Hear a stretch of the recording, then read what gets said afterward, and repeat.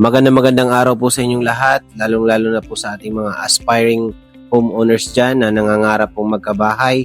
This is Chari Flores po, ang inyong licensed broker. At ngayon ay kung kayo ay naghahanap ng bahay dito sa Lipa City, Batangas, and hindi pa po kayo nakahanap ng ideal home nyo po, ay panoorin nyo po ang video na to. Malamang baka ito na po yung isa sa makonsider nyo pong dream home nyo po dito sa Lipa City, Batangas. So, ang project po na to ay napakaganda ng location, malapit lang po sa lahat. Hindi lang maganda ang location, maganda ang bahay at complete turnover na. Kaya let's go! Ang project po na ito ay located sa Diamond Heights Phase 2 po, Barangay Latag, Lipa City, Batangas po.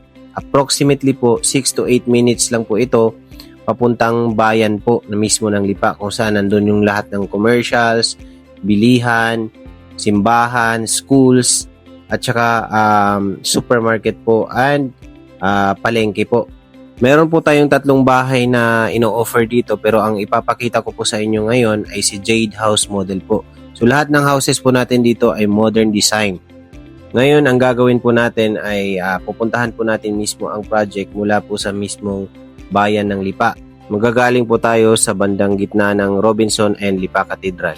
Bali yung Robinson po is yung may malaking R na kulay red po. Tapos yung katabi po na green ay Lasal na po yan.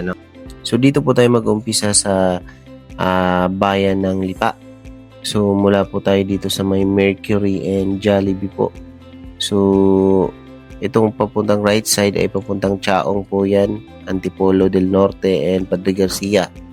So mula dito sa Jollibee naman po ay pwede na po yung lakarin or saglit na lang po dyan yung palengke po mismo ng Lipa.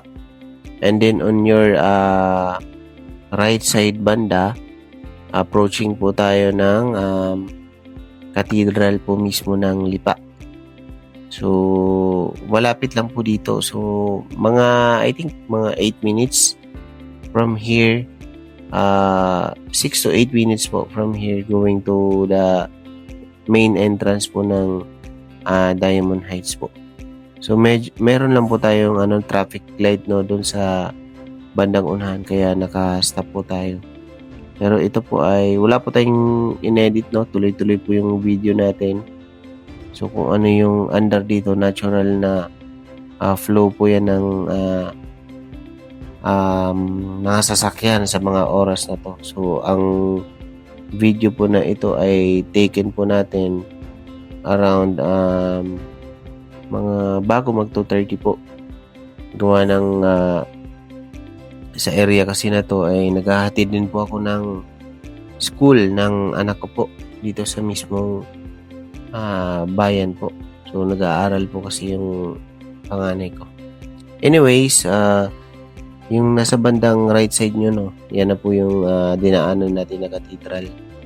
So, dito po yung mga may lumabas na mga sasakyan sa bandang right side. May mga hospital na rin po dyan na daan. Tapos, mayroon pong school.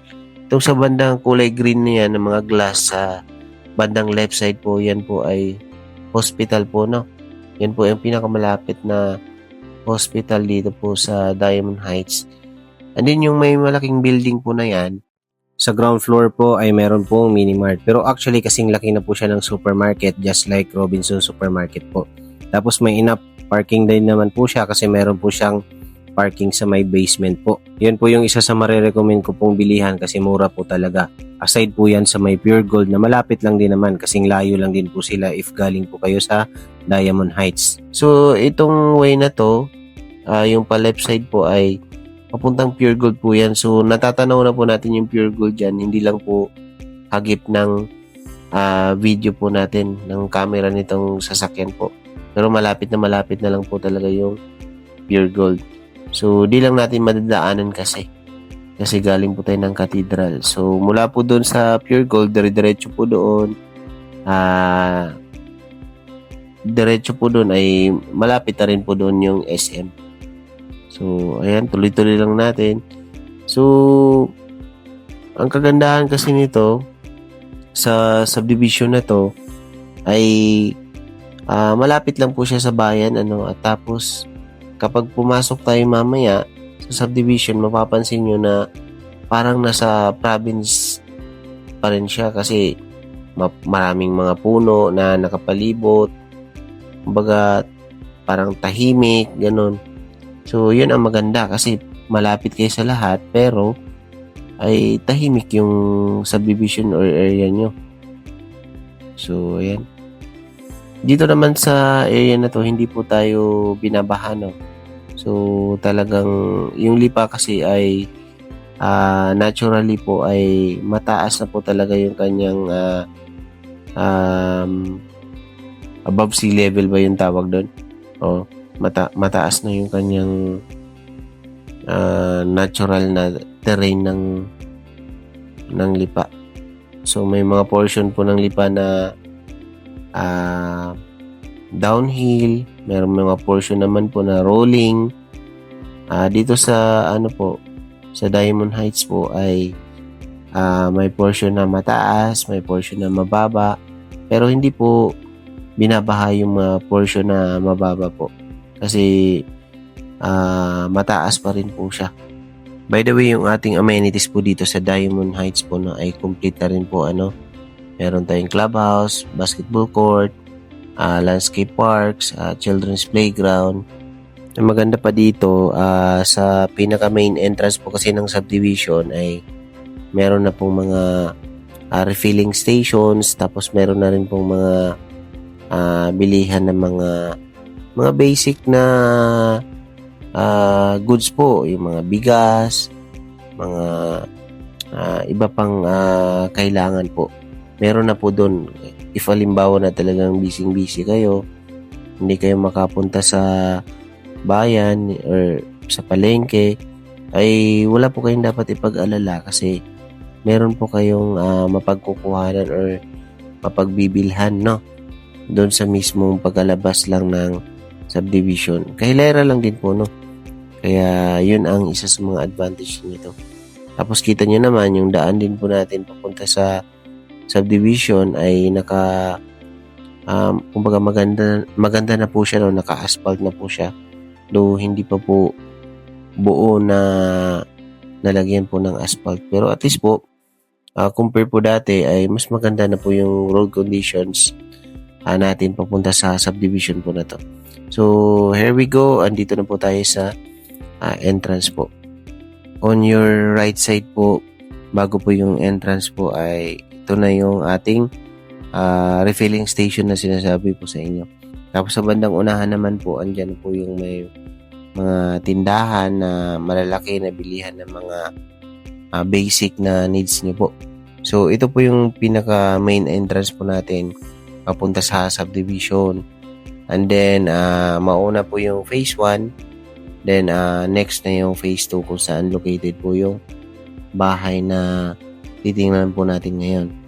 If ever naman na meron po kayong gusto or gusto nyo po sa phase 1 po, ay meron din naman po tayong mga iilang units na available po. Pero, napaka-limited lang po ng house and lot na available natin dito.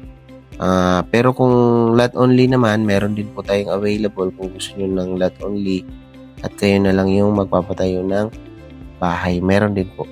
So, if ever na interesado ka doon, ay mag-comment ka lang po dito sa ating video para mabigyan po natin kayo ng details sa gusto nyo pong lot only lang or house and lot package dito po sa phase 1.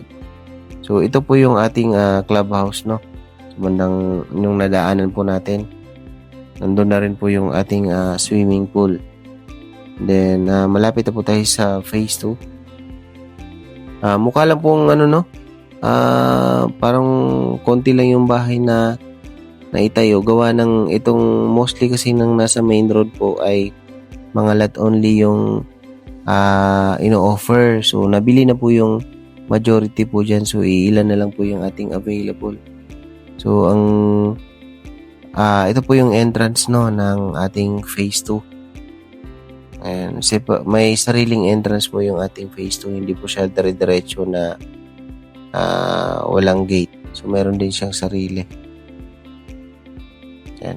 So, from here, andito na rin located yung ating mga model houses, no? So, 3 bahay po yung ino-offer natin dito. Yung natatanaw nyo po, yan po yung emerald. Pero hindi po yan yung ating titingnan ngayon.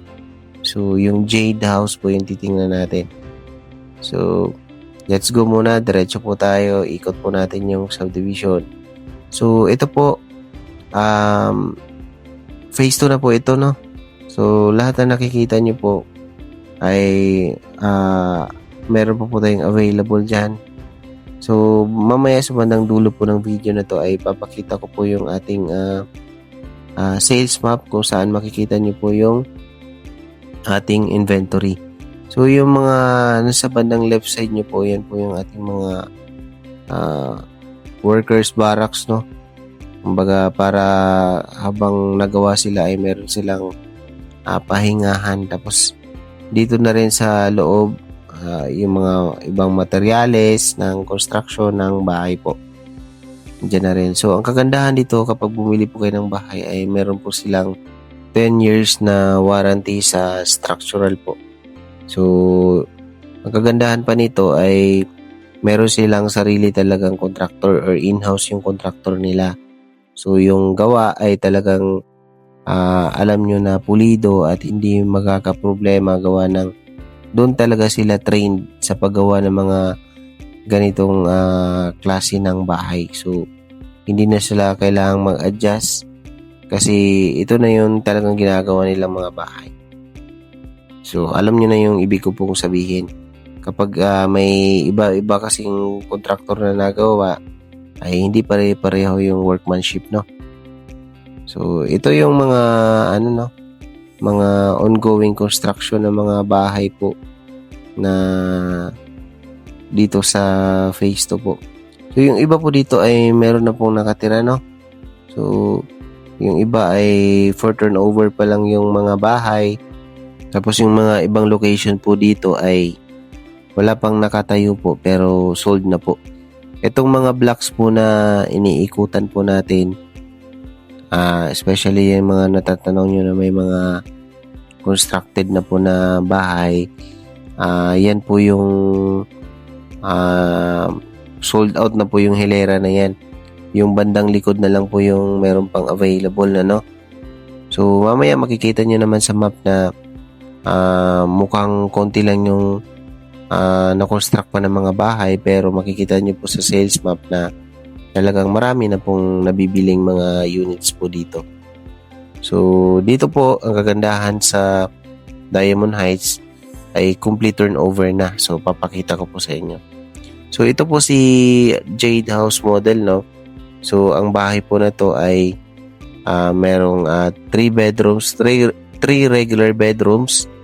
Tapos, meron pong isang additional kwarto sa baba na pwedeng guest room or maid's room po. So, as you can see, ito po ay single attached na bahay. Very modern yung kanyang style. Tapos, marami yung kanyang ilaw. Kita nyo naman. From the exterior, makikita nyo kung gaano karami na yung ilaw na nakalagay. Isa pa sa mabilis na mapansin natin sa bahay na to, sa exterior ay makikita na natin na napakarami pong glass na windows, no? So, maganda yun para merong proper airflow on ventilation yung bahay. So, kita nyo, yung sa harap ay malaki pa po yung kanyang space, no? So, may enough space pa siya para maglagay po kayo ng pocket garden. Ayan. Tapos yung mga steps na yan, kasama po yan sa turnover, no? Bali, sisilipin nating Jade House model ngayon ay actual turnover po mismo. Tapos yung parking naman po nito ay 2 sasakyan yung kasya, parallel po yung magiging parking. And then, itong sa portion, pagkalabas dito sa may sliding na to ay pwede pa po ulit itong garden. Tapos sa part ng likod ay pwede nyo po itong i-expand, malaki pa po yung sa likod na part Bali, ang lot po nitong Jade House model na tinitingnan po natin ngayon ay naka-base lang po ito sa regular lot area na 120 square meters po. So, sa 120 square meters na lot area ay marami na po kayong pwedeng gawin sa extra lot nyo po, no? So, dito sa part ng likod, for example, pwede nyo pang i-cover yan para magkaroon kayo ng service area or di kaya naman laundry area. Depende na po yun sa inyo. Yung septic tank po natin, by the way, ay nasa baba po ng garahe, no? Yung nakikita nyo po naka-cement finish. So, ayan yung mga steps po na to. Gaya ng nasabi ko, ay kasama po yan upon turnover. Tapos, meron siyang porch para umulan man ay hindi kayo mababasa habang papasok po kayo sa bahay. So, yung ating main door po ay solid panel door po yan, ano? Kita nyo naman yung aliwalas. Pagkapasok nyo ng bahay ay hindi na siya madilim. So, ito yung bedroom 1 na nandito po sa ground floor. Ito po yung sinasabi ko sa inyo pwedeng gawing guest room or pwede pong maid's room. Depende po yan sa inyo. So, ang kagandahan sa bahay na to ay meron ng kasamang cabinets, no? Lahat ng kwarto. At saka yan po ay aluminum cabinets na meron pong glass. Kaya di nyo na kailangan na bumili pa ng glass at ilagay sa kwarto nyo kasi meron na po. So, talagang na-maximize yung space kasi nandun nakalagay sa mismong cabinet. So, yung hagdan po nito ay nasa center po. Kumbaga, ito po yung hagdan ang nagsisilbing division ng living and dining area. So, yung ating CR, pansin nyo, ay meron na po siyang shower enclosure, no? So, talagang mga mga ilalagay nyo na lang doon. Mga movable items na lang yung kailangan. Dito naman po sa ating kitchen ay kita nyo naman, naka-modular kitchen cabinets po tayo. Tapos yung counter niya ay maganda po yung counter din niya. Hindi tinipid. Tapos naka-backsplash na rin po siya. Tapos, yan. Ito yung sinasabi kong inyong dining area. Next naman natin is itong overhead cabinet, no, ay kasama na rin po yan upon turnover. Tapos yung under counter cabinets ay kasama na rin po. Tapos meron na rin po pala itong naka-ready or nakaabang na flexible hose para i-connect na lang po doon yung inyong mabibiling range hood dito sa may kitchen po. Naka-built-in ready na po siya na i-connect so di na kayo mahihirapan. So ito yung inyong likod na part. So ito yung pwede nyong gawing service area or laundry po, ano. So mahaba pa po yung part na to. So marami pa po kayong pwedeng ilagay dito. So pwede kayong maglagay ng konting storage area. So yun yung maganda dito. So balik po tayo. Silipin po natin yung second floor area. So napakaganda ng bahay na to, no? So fully complete na yung turnover niya.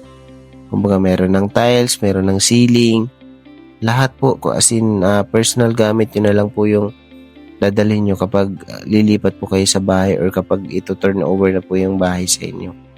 So kita nyo naman, ang hagdan niya ay light lang din yung combination ng kulay, pati yung sa tiles, no? Kaya maganda po talaga siya tingnan. Maganda yung, kumbaga, yung combination ng kulay ng tiles and paint sa loob ng bahay ay kumbaga nag-complement lahat, no? So, ayan. Naka-tiles na rin yung ating second floor, pati yung mga kwarto, no? So, ito yung ating master's bedroom. So, yung ating master's bedroom po ay meron pong sariling toilet and bath. And then, sa master's bedroom po, andito po yung ating access sa balcony. So, ang merong balcony dito is lang po, master's bedroom. Tapos itong mga cabinet sa walk-in closet po ay kasama na rin po yan sa turnover. Though, open lang po siya, no? Naka-open lang po siya. Nasa inyo na po yan kung i-close nyo po yung lagyan nyo po ng door. So, again, dito sa ating shower ay meron na pong shower enclosure, no?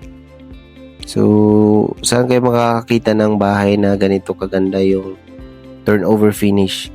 So, marami na po akong napuntahan or naikot ng mga subdivision sa areas ng Laguna, Batangas, pero ito po yung so far na maganda po yung turnover and worth it po sa money. So, after this video ay mag-comment po kayo kung sa tingin nyo worth it po ba ito yung pera nyo kapag binili nyo po yung bahay na to. So, mag-comment po kayo dito sa baba ng ating video. So, dito sa balcony, meron pa kayong enough space para pwedeng maglagay ng tables and chairs. So, masarap magkape dyan.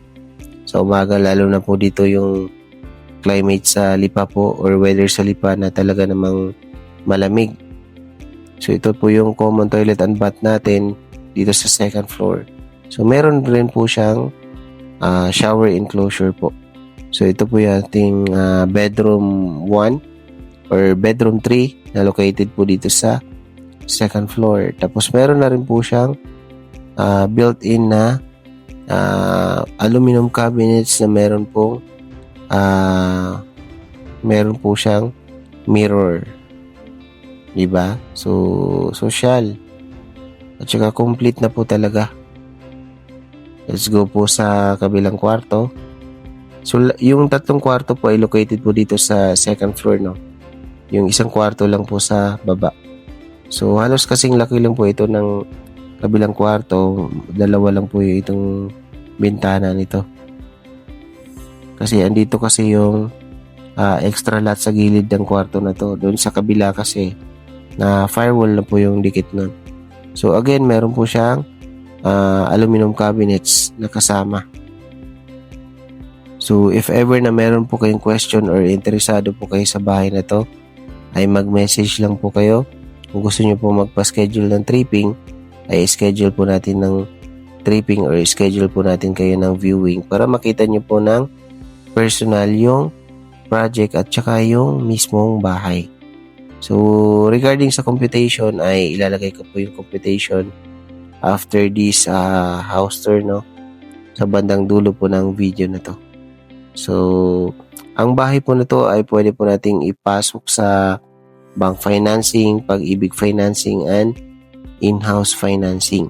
Alright, sa mga nakapanood po dyan, paki-comment po kung sa tingin nyo ba ay yung bahay na to ay worth it po.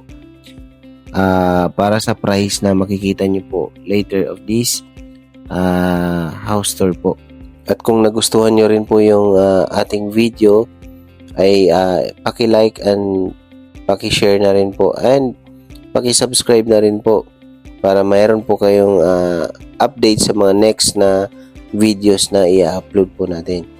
Maraming salamat po sa inyong walang sawang support. By the way, ito pala yung ating model unit ng Jade House, no? Na actual turnover din po siya, hindi siya nag-address up. And then, ito yung ating computation ng Jade House based sa lot area na 120 square meters.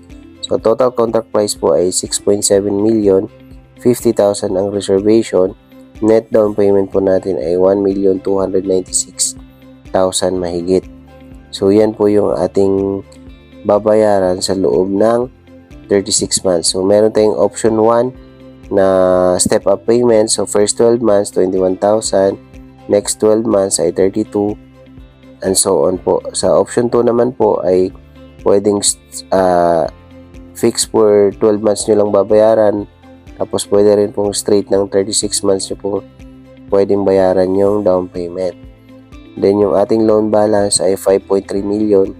Yun po yung ating ipapasok sa bank financing or Pag-ibig financing. And then if ever naman na gusto nyo po yung medyo maluwag sa documents, ay doon po tayo sa in-house financing. So sa bank po natin, nagbe-base po tayo sa 8% na interest, no? Pero qualifying rate lang naman ito. So up to 25 years siya pwedeng bayaran. Kapag Pag-ibig naman ay base po tayo sa 6.50% na interest rate. Pwede naman po siya up to 30 years, pero depende pa rin po yun sa age ng client by the time na mag-apply po sila ng loan. Tapos sa in-house financing naman po ay up to 10 years lang po tayo pwede. Pero ang kagandahan nito, do 10 years po siya ay 12% lang yung interest. So ito po ang ating map, no? So medyo zoom ko lang yung ating mapa.